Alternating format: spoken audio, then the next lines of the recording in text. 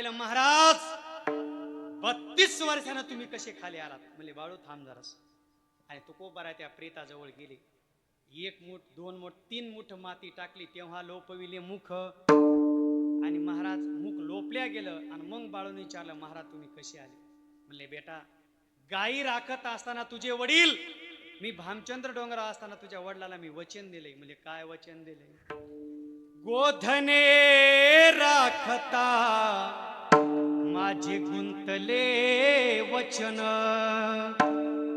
आम्हा येणे झाले का तेलिया कारण. अरे तुझ्या वडिलांना आम्ही वचन दिले आणि त्यांच्यासाठी येत आलो. रिकामे आले नाही बंडू महाराज. मग आलो म्हणे तुका संतुन्यावया विष्णू लोका. संतू म्हणजे संताजी महाराज जगनाडे त्याच विमानात बसलं आणि डायरेक्ट वैकुंठाला प्राप्त झाले. तुकोबारांचा जर नाश पावला असता तर संताजी महाराजाकरता पुन्हा गावात आले नसते.